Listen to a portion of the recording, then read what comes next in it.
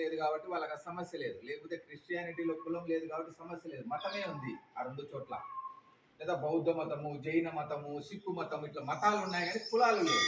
హిందూ మతంకి వచ్చేటప్పటికి కులాల వ్యవస్థ ఉండడం వల్ల హిందూ మతం అనేటువంటిది సరిగా ఐక్యం కాలేకపోతా ఉంది, సరిగా బలంగా లేకుండా పోతుంది. కాబట్టి ఆ కుల వ్యవస్థ అనేటువంటిది ఇంట్లో పెట్టుకుని బయటకు వచ్చినప్పుడు మనందరం హిందువులము, మన హిందూ సాంప్రదాయాలను, మన హిందూ మతానికి సంబంధించినటువంటి ధర్మాలను, మన దేవాలయాలను, మన దేవాలయాలకు సంబంధించినటువంటి పరిరక్షణ ఎట్లా చేసుకోవాలా, వాటి ఆస్తుల పరిరక్షణ ఎట్లా చేసుకోవాలా, ఆ దేవాలయాలలో నిర్వహణ ఎట్లా ఉండాలా అనేటువంటి దాని మీదనే మనం రాబోయేటువంటి రోజుల్లో అందరం కలిసికట్టుగా ఎక్కడ ఏ సమస్య వచ్చినా, ప్రొద్దుటూరులో దేవాలయానికి సమస్య వచ్చినా, లేకపోతే ఎర్రగుంటలో ఉండేటువంటి దేవాలయానికి సమస్య వచ్చినా కూడా మనందరము అవసరమైతే ఆ ప్రాంతాలకు వెళ్ళి అక్కడ ఉన్నటువంటి దేవాలయాలకు సంబంధించినటువంటి కమిటీలకు అండగా నిలబడేటువంటి కార్యక్రమం చేయడం.